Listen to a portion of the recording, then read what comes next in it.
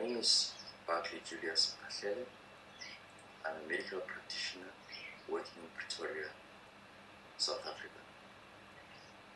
My topic today has to do with diabetes. Diabetes is a chronic condition characterized by abnormally high blood glucose due to insulin deficiency or improperly working insulin. Diabetes affects both small blood vessels and large blood vessel systems. The small blood vessel disease leads to blindness in the eye, loss of nerve function in the limbs, and kidney failure. Large vessel disease leads to heart attacks, strokes, and foot amputations. The risk of large vessel disease for type 2 patients with diabetes increases 2 to 3 times in men and 3 to 5 times in women in comparison to people without diabetes. Some of the factors that puts a patient with diabetes at risk for development of these complications are older age, race, previous history of a large vessel disease, uncontrolled blood pressure, smoking, high blood cholesterol, obesity, and so on. There are basically 3 large vessel diseases associated with diabetes. There could be others.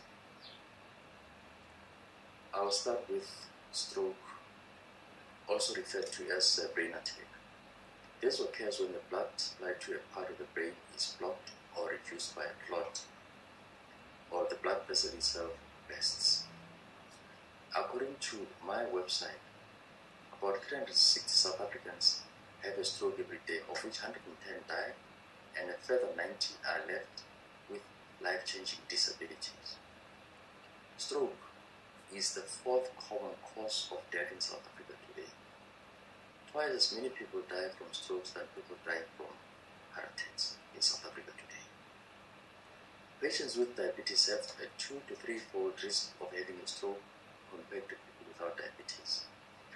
A group of experts who specialize in treatment of strokes, called the Angels Initiative, say that every 30 minutes, a stroke patient who could have been saved dies or is permanently disabled. And this can be prevented if the patient is treated early and in a correct hospital. The Angels uses an acronym fast to help diagnose new onset strokes. The F in the acronym stands for face. A patient realizes sudden change in facial appearance, like drooping of the face, sudden onset of numbness or inability to smile and so on. The A stands for arm. The patient may have sudden onset of weakness of the arm. The patient may also have numbness of the associated arm with weakness. When asked to raise both arms, the arm that is affected cannot rise to the same extent as the other arm. The S stands for speech. For instance, the patient may have the inability to understand speech or speak properly. This is referred to as aphasia by healthcare professionals. The T stands for time. In treating a patient with a stroke, time is brain. The longer it takes for the patient to be treated appropriately, the more brain gets damaged and the grimmer the outcome. Now the second one is the large vessel disease involving the heart. Patients with diabetes have a 4-fold risk of heart attacks compared to people without diabetes. The patient with heart attacks presents with a crushed chest pain radiating to the left shoulder. The pain can also radiate to other parts of the body, including below the jaw. Sometimes it can also go to the right shoulder. The patient may also have associated symptoms like sweating and feeling of the impending doom. Elderly patients may not have chest pain but can have sweating, dizziness, and unusual tiredness. A patient with heart attack needs to be treated as soon as possible, just in the case of a stroke, where time is brain, time is heart muscle. The third vessel disease involves the lower limbs. Diabetes is the number 1 cause of non-traumatic foot amputations. In fact, more than 135 limbs are amputated or chopped weekly in the United Kingdom. This makes diabetes a devastating illness. This arises because the blood flow to the lower limb is impaired or the supply diminished. The patient presents with pain in the lower limbs that initially develops on walking a certain distance. The pain is typically relieved by rest. These symptoms are reproducible.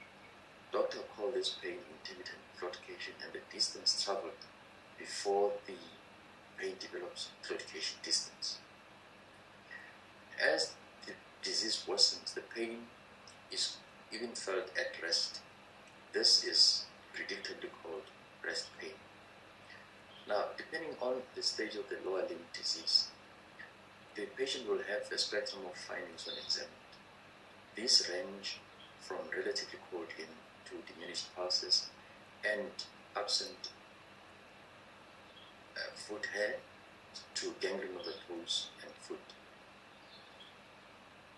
Treatment. The treatment of large vessel disease in diabetes gyrates around non-drug and drug therapy. I'll start first with the non-drug therapy. This has to do with healthy eating habits, preferably with an aid of a prescription from a dietitian. Patients who smoke has to be advised to stop smoking immediately. Those who are unable to do so on their own must be referred to smoking cessation programs. Patients must exercise at least 150 minutes in a week. The patient has got to have a concerted effort to try and lose weight. If any of the illnesses, the large vessel disease, is due to stress, the patient must get stress counseling.